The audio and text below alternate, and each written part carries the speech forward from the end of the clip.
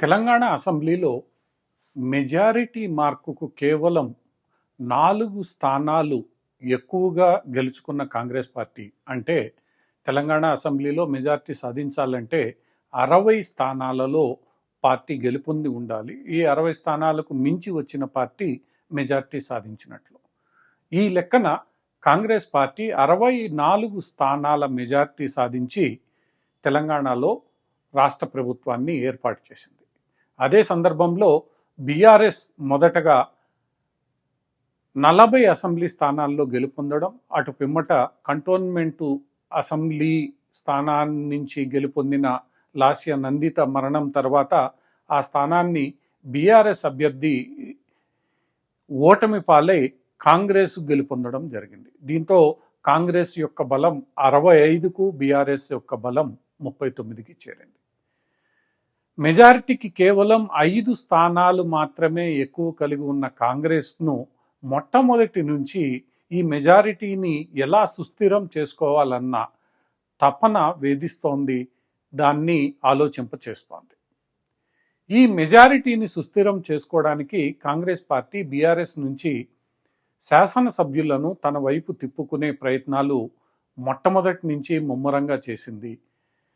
Parliament ఎన్నికలకు ముందే 3 శాసనసభ్యులను BRS నుంచి, దానం నాగేందర్ లాంటి 3 శాసనసభ్యులను బీఆర్ఎస్ నుంచి కాంగ్రెస్ పార్టీలో చేర్చుకుంది.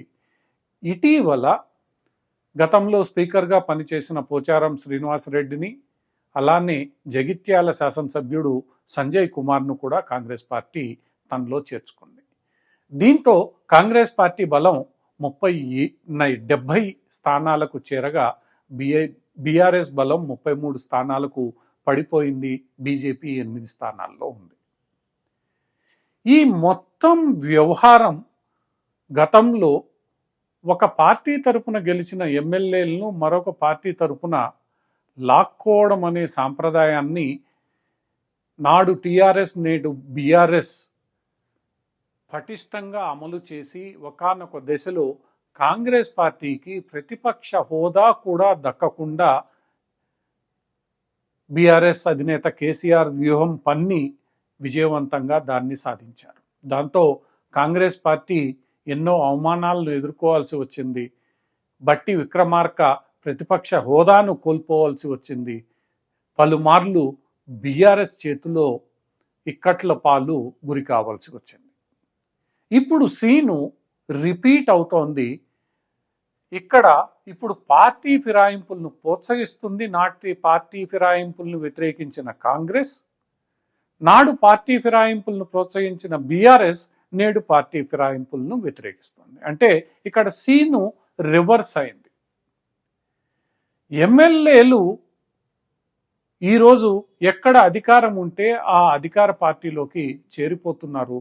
తాము ఏ పార్టీ నుండి గెలిచారో ఆ పార్టీలో ఏమాత్రం ఆ పార్టీని గౌరవంగా చూడడం, ఆ పార్టీకి నమ్మికగా ఆ సిద్ధాంతానికి కట్టుబడి ఉండడం ఏమాత్రం చేయడం లేదు.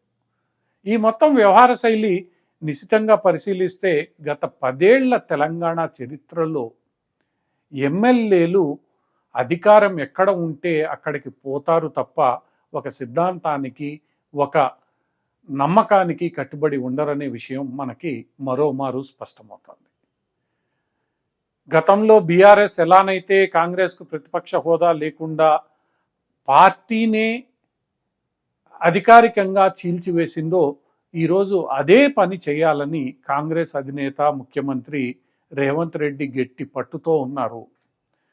ఈ విషయంలో అన్ని నిబంధనలను, అన్ని ప్రజాస్వామ్య విలువలను తుంగలో తొక్కైన బీఆర్ఎస్ను నిలువుగా చీల్చాలని, ఆ పార్టీకి ప్రతిపక్ష హోదా లేకుండా చేయాలన్న గట్టి పట్టుదలతో రేవంత్ రెడ్డి కాంగ్రెస్ పార్టీ పనిచేస్తున్నారు.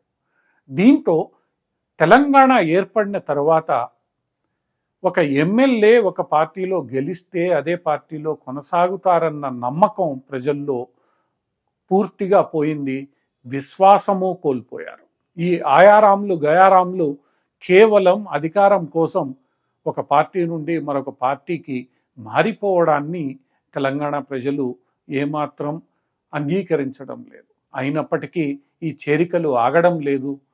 ఈ పార్టీ మార్పులు కొనసాగుతూనే ఉన్నాయి. ఇది ఒక చక్కటి సాంప్రదాయాన్ని పూర్తిగా తిలోదకాలు ఇచ్చినట్లయింది.